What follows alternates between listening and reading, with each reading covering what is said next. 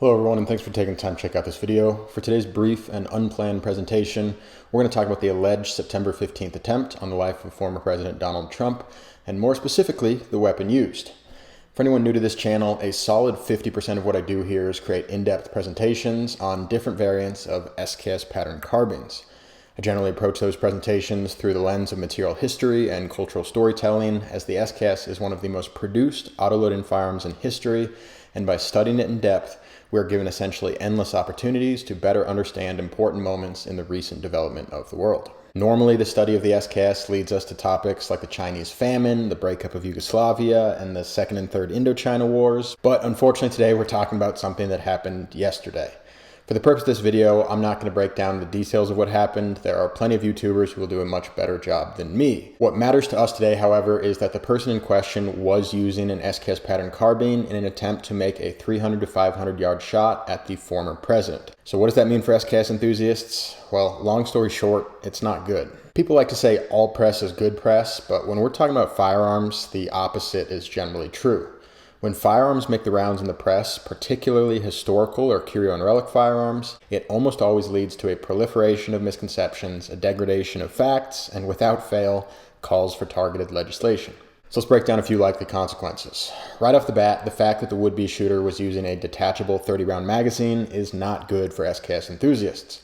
Historically, SKS pattern carbines have been made exempt from municipal, state, and federal level assault weapon bans due to the fact that the factory configuration of this rifle includes a fixed 10-round magazine, which is charged using stripper clips. That said, American civilian firearm owners are always finding clever ways to turn weapons into something they were never meant to be, and detachable magazines intended for use on SKS pattern carbines are pretty common. It should be noted that many SKS purists, myself certainly included, are not actually big fans of these products, not because we don't like extra capacity is almost always a good thing, but simply because these aftermarket magazines are not nearly as reliable as factory magazines, and reliability is pretty important too.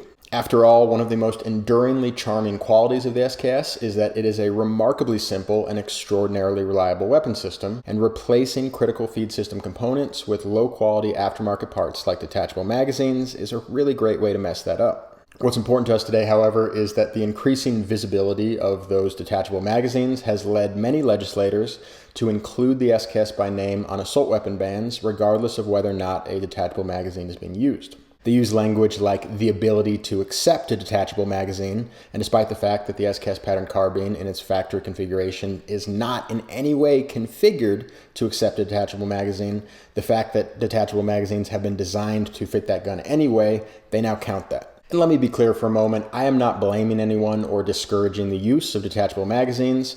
Compliance with bad faith gun laws is never the answer. I'm just pointing out that high-profile uses of SKS pattern carbines with detachable magazines is bad for everyone, especially historical collectors like myself who have little interest in the SKS as a serious use weapon. After all, most SKS owners own them for the collector value, and for serious uses, they turn to 21st century designs. So, unfortunately, we have to expect a lot more images like this making the rounds. Also, this image raises another issue, which is the proliferation of misconceptions. Let's quote, "The SKS platform is far better when it comes to accuracy than the AK-47 and roughly equivalent to the AR-15.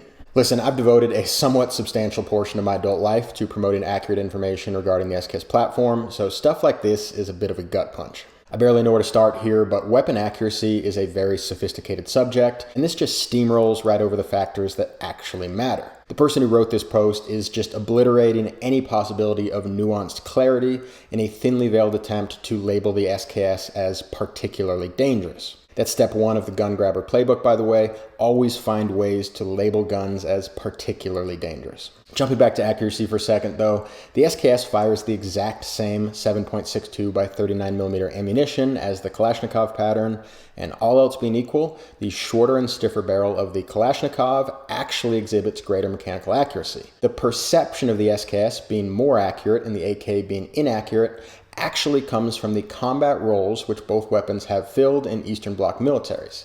The AK is a select fire assault rifle, and the SKS is a semi-automatic intermediate carbine, which means that AKs are disproportionately used in combat to create fire superiority through high volumes of relatively inaccurate area fire, and the much lower rate of fire of the SKS is better suited for picking precise targets. That's not to say that either weapon is actually inaccurate. In fact, they both do very well in the hands of a trained shooter. Here's a clip of myself shooting a beer can at 350 yards with an SKS. That wasn't a first try shot, but the point is the weapon is capable of making that shot. None of that really matters, however, because of course people who make posts like this don't actually care about what's true. In this case, the author is clearly just trying to draw parallels between the AR-15 and the SKS, despite the fact that any self-respecting small arms enthusiast would recognize that these weapons have very, very little in common. However, this person thinks that if they can tie the SKS to the AR-15, it will paint the SKS in a bad light for a lot of people, and unfortunately, they're probably right about that. So obviously this video is a little bit rushed and impromptu, but I think the last thing I want to touch on today is the fact that the shooter was using an optic. Like detachable magazines, SKS pattern carbines were never designed to take optics. I'll be very curious to see higher resolution photographs of the rifle in question, but the vast majority of aftermarket SKS optics mounting solutions are quite poor. They might be better than nothing for a Syrian rebel fighting street to street and house to house, but for someone seeking to engage in assassination, it's an absolutely terrible choice. 300 to 500 yards is really pushing the first round hit probability of an SKS.